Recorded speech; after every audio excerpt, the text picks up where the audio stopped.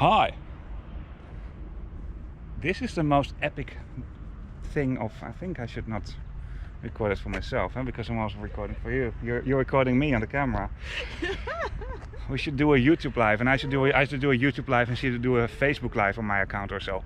Anyway, I don't have Facebook actually for Trainviking. I have it, but I'm not using it. Anyway, I talk way too much. This time on a really epic journey on the ferry, the Nörrona, the MS Nörrona, operated by Smyril Line from Hirtshals in Denmark via the Faroe to Faroe Islands to Iceland. I'm really looking forward for this. It's going to be a really epic journey. Might be some stormy weather along the way. I don't know if I still like it afterwards. Anyway, what I do in this video, I show you how to get from the railway station here in Hirtshals to the ferry terminal. I show you the ferry. I try to show you as much as possible. The restaurants, the wellness area, the cabins. I try to show you as much as possible, some views from the ferry. I hope you like this video. If you do so, give me a thumbs up. If you like to see more trip reports by train, ferry, mainly train, sometimes ferries and also buses, because no trains in Iceland, hit the subscribe button. But for now, I'll talk way too much and my girlfriend is confirming it. Let's roll the intro.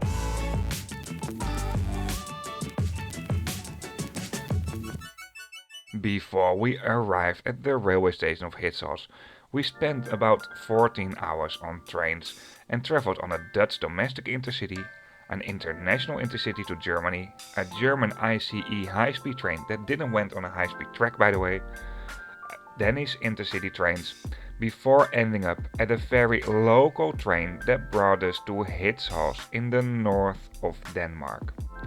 I do have trip reports on all of this and you can check it out in the description of this video on YouTube. The journey by train is actually quite relaxing and you also get some more understanding of distance. Apart from that, trains are by far the most environmental friendly way of motorized transportation, as this graph shows, on the route from The Hague in the Netherlands to Hirtshals in Denmark. Especially for a destination like Iceland, where you find a lot of glaciers that are melting like everywhere in the world. I'd like to do my little efforts to conserve these natural wonders. The railway station of Hirtshals, I featured this in the previous trip report. And right next to the railway station there's a supermarket, because we wanted to save some money and not depend too much on the on-board food. We just stocked up some food at the supermarket over here. Even though there are some really budget-friendly alternatives on board of the ferry as well. There is a bus service to the Fjordline terminal. This is where the Smyril Line ferries depart from. I don't know if this is for all ferries, so please look this up, and this might change in the near future. You can pay within the bus by card. It's only a short ride by bus, but it's a 45-minute walk if you go here from the railway station. And here she is. The MS Nörrona, the ferry that will take us via the Faroe Islands to Iceland and our little home for the next couple of days. Once again, Smyril Line, the ferry company that will be taking on this route, will use the Fjordline terminal in Hirtshals. Fjordline is serving ferries between Norway and Denmark and also between Norway and Sweden, and there are some domestic lines of Fjordline as well. Fjordline is for example serving the line from Hirtshals to Kristiansand together with Color Line. I do have a video where I'll be featuring the railway station and the ferry terminal at Kristiansand in Norway as well, by the way. You can check it out in the description of this video. The ferry terminal building is not that special. There's this area, and well, the best way to describe it is as if you compare this with the airport before customs, where there are some toilets, some vending machines for tickets where you can do a self-check-in, and some ticket desk counters. However, the self-check-in machines do not work for the Smyril lines. Right after that you have some gates, and behind the gates there's a big waiting area. There's a small play area for kids, some more toilets, and that's basically it. Throughout this building you will find escalators, stairs and elevators, so it's easy accessible. The MS Nörrona, that is the ferry that's operating the route between Denmark and Iceland via the Faroe Islands, is a combined passenger and cargo ferry. She is currently the only passenger ship that's operating all year round at the North Atlantic. And this vessel has also been made for stormy weathers because, well, you can expect this, and especially if you're traveling autumn and in the winter time. Before you enter the ferry, your ticket will be checked and directions are given very clear where to go to for what direction, so for what cabins. And this is something in general on board of this ferry. Directions are given in general very well, also for the public facilities. So on board of most vessels you'll find a key card. This key card you get at the moment you check in, and this is your room key. Our room number on this trip is 7207.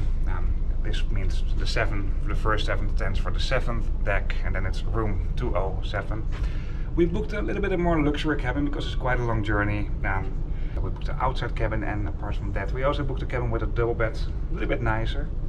It's not the most luxury one. I hope to show you a little bit more of the other rooms as well. They work wirelessly. Open it up.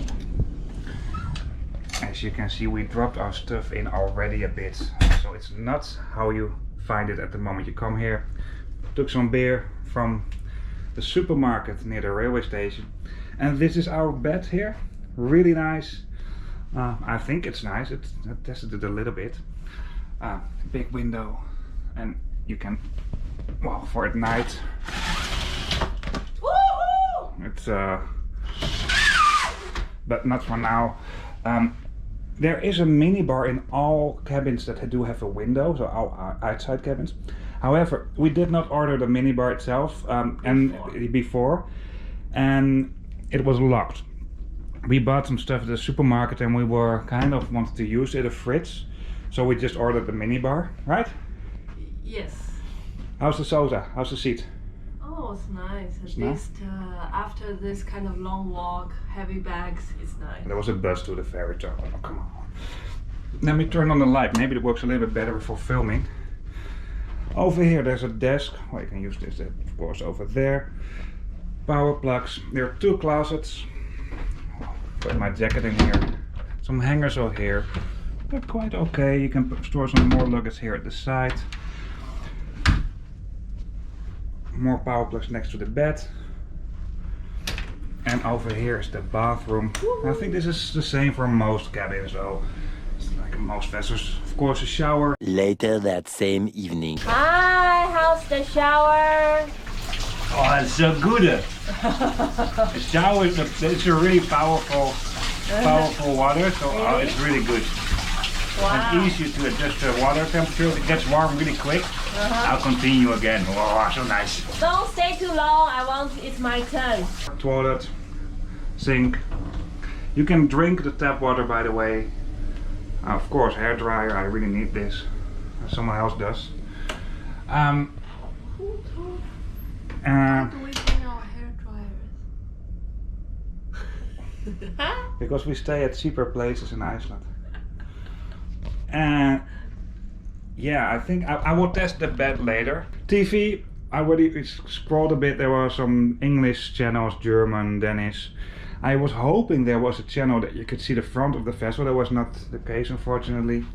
Located at the holder at the desk, there's this information book about the vessel. So basically what restaurants can be found where, what facilities are where, etc.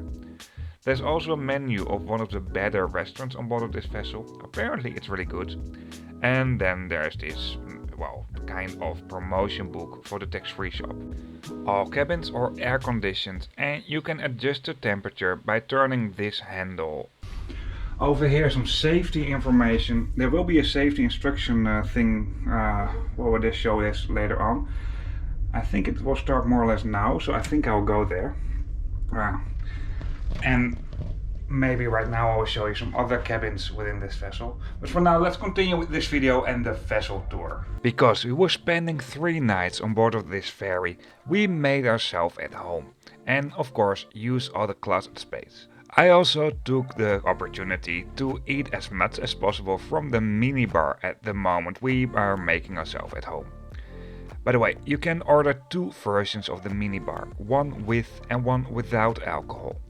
If you order this in advance, so before you start the journey, it is way cheaper. After I did the cabin tour, I went to the safety instruction briefing. That is at least in 3 languages. This is basically to show you where the mustard stations are, how the life jackets work, and how you will get orders in case of an evacuation.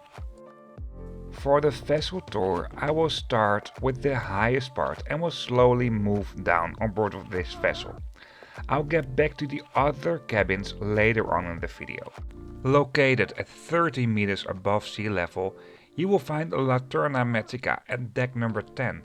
This section of the vessel has been added recently in 2020 when there was a big modernization of the vessel. The atmosphere is really relaxing over here, both day and night. Over here you can get light meals, nibbles and a broad selection of drinks. It is just a great spot to hang around and just read a book, for example. And the views from here are absolutely stunning. In general, I think the ocean is a very interesting place. Both with nice weather but also with stormy weather. The ocean looks just amazing. Still surprised me that my camera didn't end up with a lot of ocean pictures. This is a great spot, both day and night, but I think you get it. For now, let's move to deck number 9, what is one deck below. And at the front, this is mainly a sun deck, so outside. Because the North Atlantic Ocean can be really windy, there are some wind shields as well over here. So you can just take a more relaxed seat if it's a bit windy. Of course you can also walk around it, so you have a great view at the front of the vessel. A little bit more at the back of this vessel, there is a football pit. It's not very big though, but it's nice it's there. And it's actually kind of cool to play sports outside in the middle of the ocean. This is a non-smoking vessel. However, for smokers there is this small area that's half inside, half outside, where you can smoke. Right next to that there is this non-smoking area where you can sit outside. And right next to that, inside, there are some places as well where you can have a seat. And what I really like, there's a lot of information about previous vessels that used to run as a ferry between Denmark and the Faroe. Old pictures will be used throughout the vessel as a wallpaper. And some basic history will be given as well. I really like this.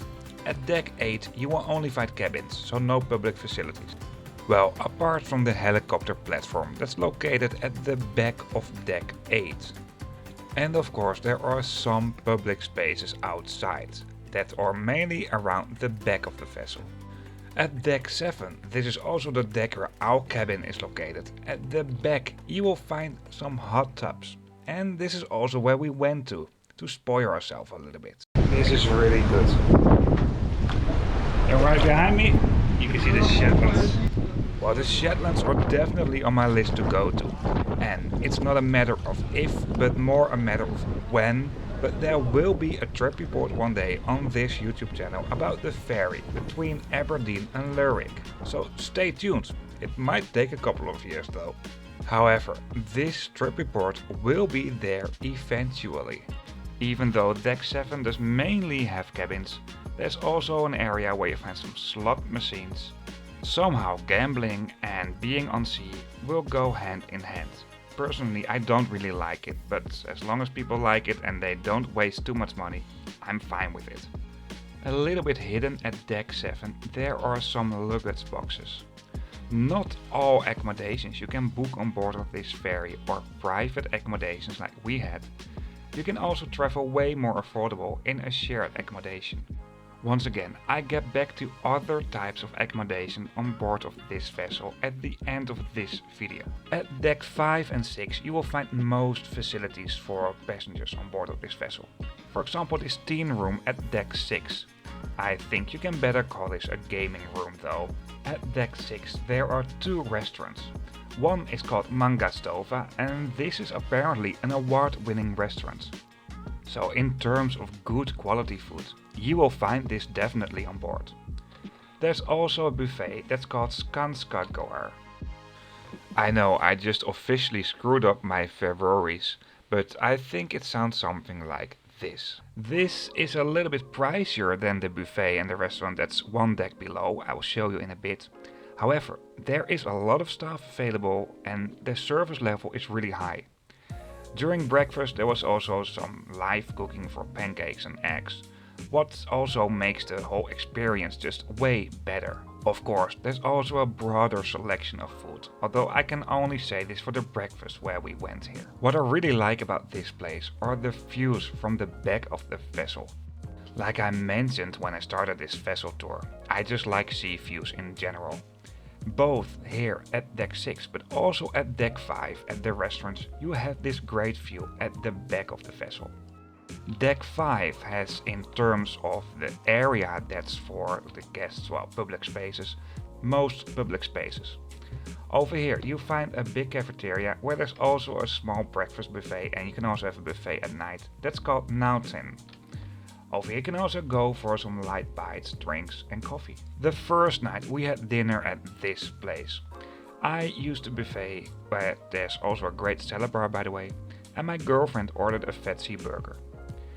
At this place, a little bit more at the side, but I didn't put it that well on camera, there's also a big play area for kids. At the other side of deck 5 you will find the place called Hirtshalsi. Over here there's a kind of a library. I really like this. And at this place you can just go for coffee, a drink, and if you want to play some games during the crossing, a little bit more at the back there are some tables where you can do this. The pieces to play the games, you can get them at the bar. For groups that were also on our vessel, by the way, the back of this area was also being used for an information point where presentations will be given. And at one spot during our trip there was also a bingo game. Well, I didn't went there. Something that might be considered as the heart of the vessel is the front desk, so the reception. Right next to this there's also an exchange office. Right next to the reception or front desk there are lots of seats, as you can see right here. This is located at the front of the tax-free shop, but in general there are lots of places in this vessel where you can just go and have a sit. There are quite a lot of accommodations on board of this vessel that are shared or that are very basic. Especially for people traveling on board of those accommodations, these places are crucial, because I think you won't spend all the time in your cabin. The tax-free shop is rather big. Of course you'll find the regular things you might expect at a tax-free shop, and personally I saw this so many times that I would consider this as crap, like alcohol and tobacco. But there's also a big selection of Icelandic fashion, and also quite useful fashion, because the temperatures up north might be a bit colder, and if you forgot something, well, you can go here. If you just prefer to buy the regular things you can buy at a tax-free shop, well, you can do this as well, of course. By the way, if you buy alcohol over here, that's way cheaper than buying this in Iceland. Even when the seas do get very choppy, this place will remain open. However, things will be packed. And a spoiler alert, we experienced very choppy seas on board of this vessel. The time on board is the same time as in the Faroe Islands, what is between Iceland time and continental Europe time. Throughout the vessel there are lots of stairs, but also elevators. Even with very choppy seas, these elevators will function like normal, because they're designed especially for onboard of vessels. And what I really like is this picture at the ceiling over here. This is a car ferry, and I haven't mentioned anything about the cars. There is a capacity of 800 cars and 130 trailers. Remember, this is a combined cargo and passenger ferry. And for the Faroe Islands, this is a rather important ferry connection, because a lot of things you see at the Faroe Islands have been brought in on board of this vessel. The most simple type of accommodations are the couchettes. You share this with 6 people in total. Because this is all shared, there are also some lockers at deck 2. This is right below the car deck. Apart from this, deck 2 doesn't host any public facilities. Because these are all couchettes, the toilet and showers are not included in the cabin, so you find shared facilities at the hallways. These facilities are gender specific. Apart from the public toilets and showers at deck number 2, there are public toilets all over this ferry. And in general they were kept very clean, is my experience. Deck 1, what is the only deck you can't reach by elevator, by the way, hosts a fitness and a pool area. Over here you'll find a changing room for this area and some public showers. And the pool, it's not very big, but it's really nice. You can enter this area for free, by the way. This floor is located underwater, so therefore there's no daylight here at all. The fitness area is nice, I have to say. And there's a rather big variety of machines, so you can work on your muscles but also do cardio over here. At last, at this area there's also a sauna. The saunas are gender specific and you're supposed to wear a swimming suit. Time to show you the other accommodations on board of this vessel. This here are the 4-berth inside cabins. I guess you find these most on board of this vessel. You can book them privately or shared.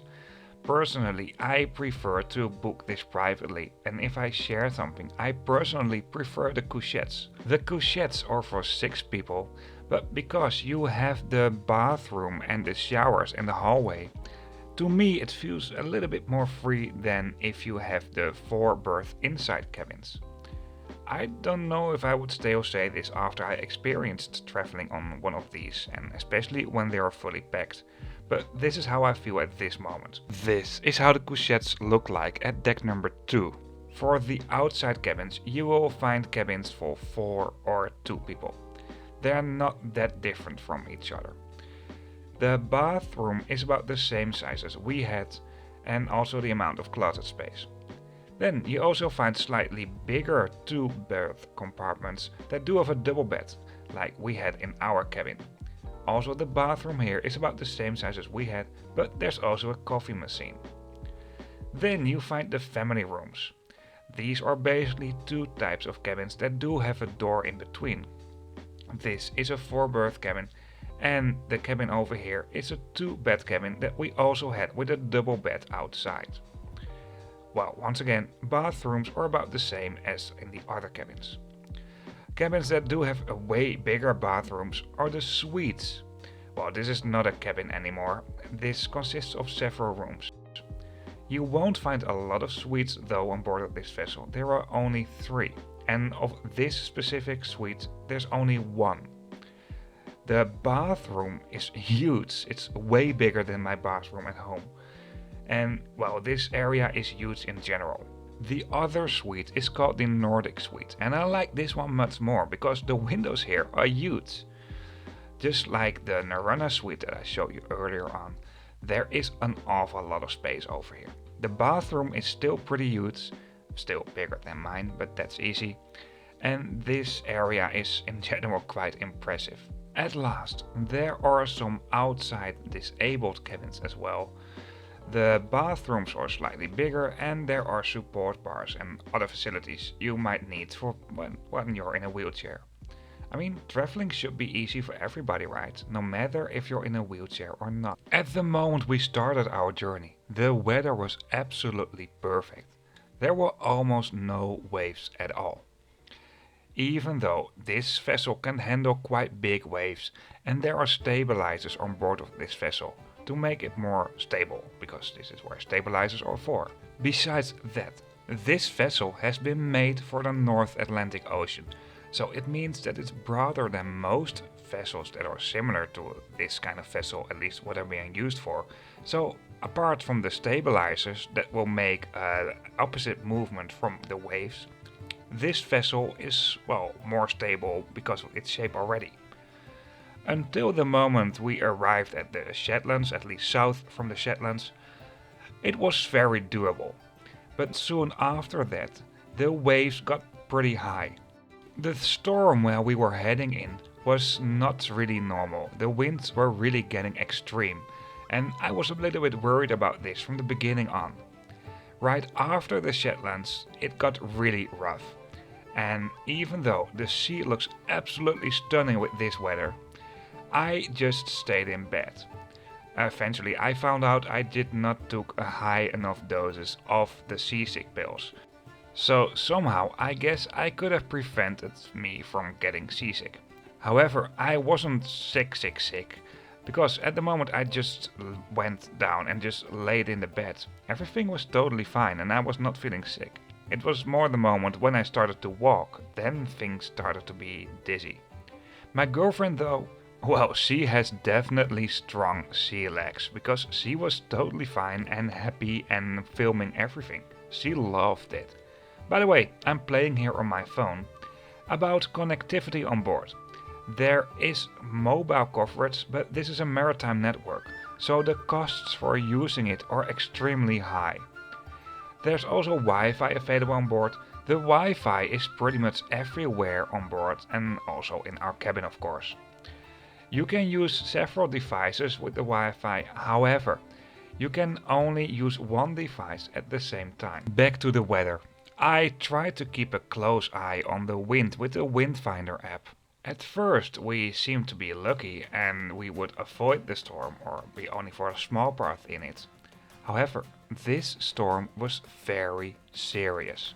Even though this ferry has been made for stormy weather, and at the Faroe they definitely know what stormy weather means, and the same thing counts for Iceland by the way. This storm caused a lot of damage in the eastern part of Iceland and lots of people needed to be rescued. However, to avoid the impact of the storm as much as possible, the captain speeded up, so we arrived approximately 10 hours ahead of schedule at the Faroe Islands. Even though we arrived way ahead of schedule, we were only allowed to disembark at the regular disembarkation time. This had to do with staff that is available to assist passengers at the harbor, and more importantly, customs that are also over here. This ferry terminal is not only for the ferry that runs between Iceland and Denmark via the Faroe Islands, but it's also being used for some other domestic ferries. Right next to the ferry terminal, there is the main bus stop for long distance buses at the Faroe Islands. And there will be a trolley port coming ahead for the long distance buses at the Faroe Islands, so no worries, there I'll tell you more about this. A couple of floors below the entrance gate for the ferries to Denmark and Iceland, you'll find the access gate for the ferry to Summery. And because this is an international ferry terminal, custom formalities could also take place at this ferry terminal. For us there were no custom formalities though, we could just walk on. This is quite a big bus stop I have to say, and mainly because this is one of the bigger hubs for public transportation at the Faroe Islands. At the main hall there's a check-in desk for the Smyril Line, and there's also a desk for public transportation in general and a small kiosk. And of course there are lots of places to wait over here. Right in front of this terminal building there's a taxi stand and several long distance bus stops. However, city buses, they do not call at this spot. You need to walk a little bit to take the city buses of Torshavn. Originally we would have about 4 hours time at the Faroe Islands. What should give you some time to explore the capital a bit. And if you plan very well, you can also discover the island a little bit by bus. However, the storm really got us and it was actually unsafe to depart from Torshavn. This meant we had a delay of about 22 hours. So right now we're at Torshavn, at the capital of the Faroe Islands. Due to the choppy weather and the waves, we would have a delay if we stay on this vessel to Iceland, and we have a really fixed schedule because we're traveling with a group. They're expecting us, and me and my girlfriend are the ones to drive the car. We rented the car in Reykjavik because it was way cheaper than renting it at the east coast. This means we need to travel with public transportation to Reykjavik. And this channel is about not flying or just show you what it's like to travel on a more sustainable way of transportation. And the next bus would only be on Friday. So this means the best alternative would be to take a domestic flight. They were actually fully booked. Well, I could book tickets, but I could not select seats. So this basically means they're overbooked. So we decided to stay here longer. My girlfriend knows someone where we can sleep.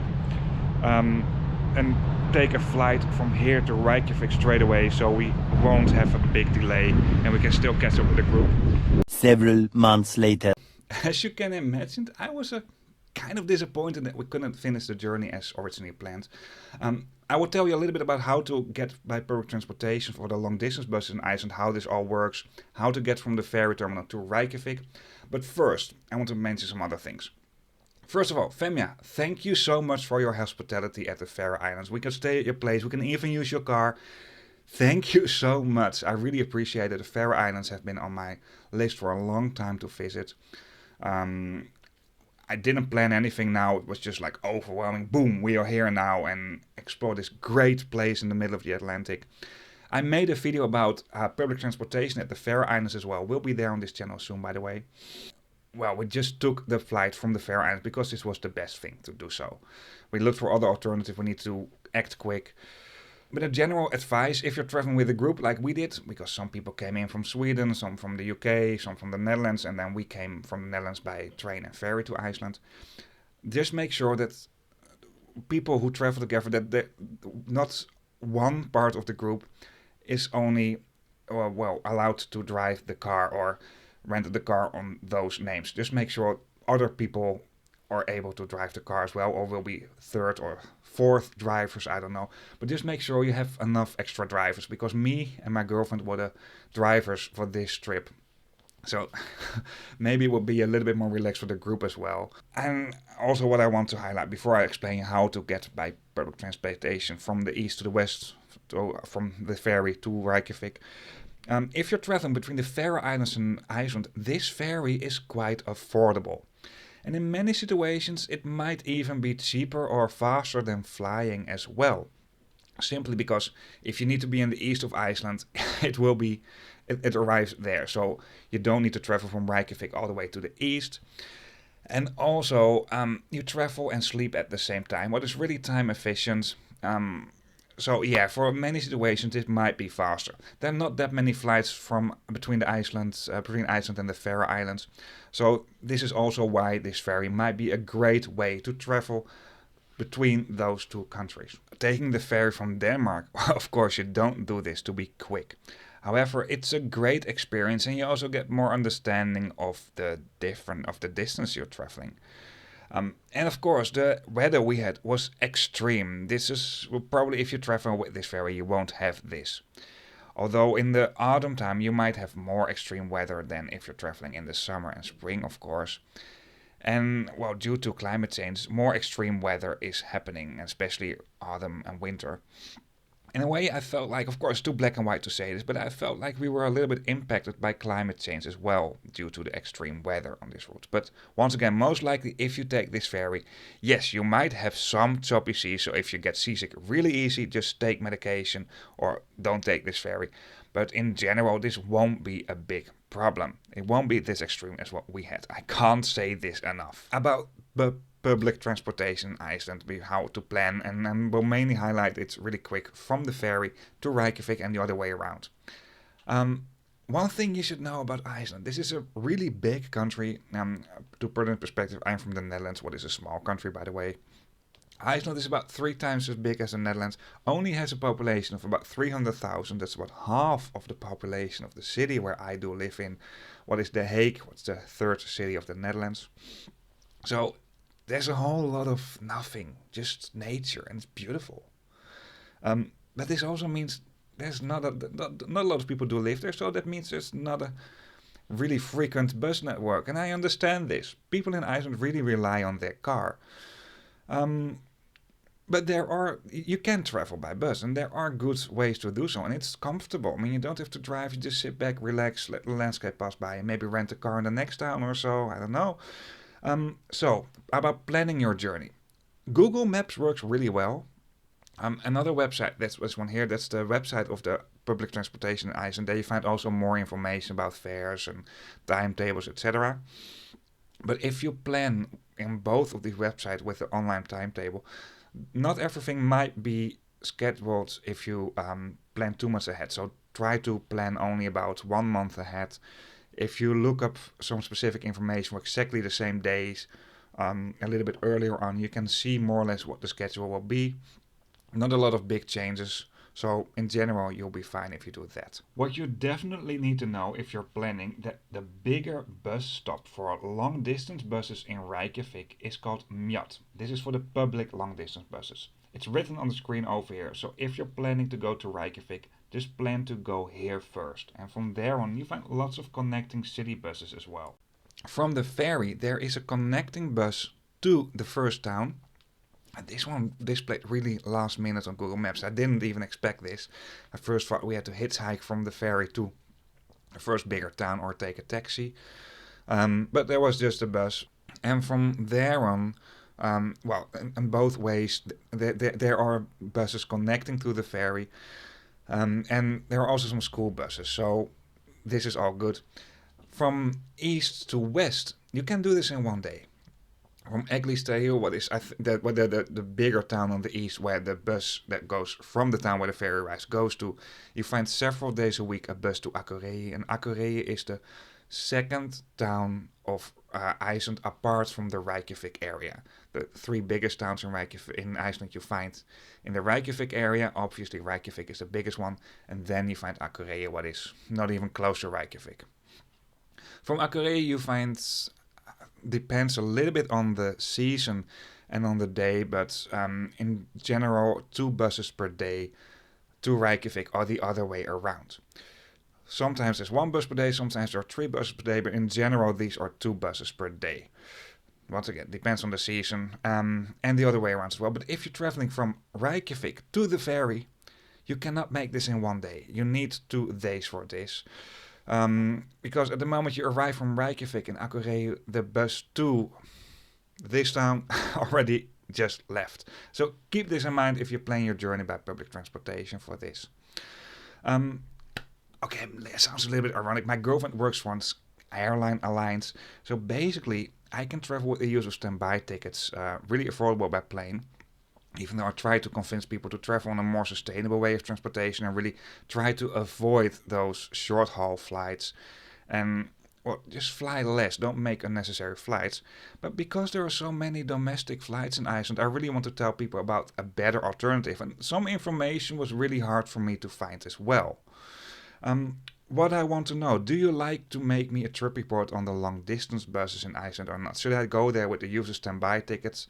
So basically, if there are seats left on the plane, I can take them and just go there, try to make a trip report on these long distance buses or not. It's not gonna be cheap, but do you like me to make this? I really want to tell people about this, and some information was really hard to find for me as well, because I didn't find any trip reports on this. Or if you're a YouTuber and you want to make a video about this, let me know in the comments, or you know a good trip report on this, so I can make a link to that. Or maybe you can shoot some good footage for me, so I can make a video with the footage you've shot for me. So if you're open for that, let me know in the comments. Maybe we can do a collaboration with this. I mean, I really want to highlight this, and I really want to tell people about the long distance buses in Iceland. For now, I'll talk way too much. I stopped talking. I hope you liked this video. It's a little bit different as planned, but well, that's it for now. See you on my next video. Oh, I almost took the microphone. Before I really end up this video, in the description of this video, you find a link to a map, and on this map you can find all trip reports, ideal if you're looking for specific routes. If you'd like to see more trip reports about a more sustainable way of transportation, then hit the subscribe button. And if you don't want to miss anything, just hit the notification bell as well. See you on my next video.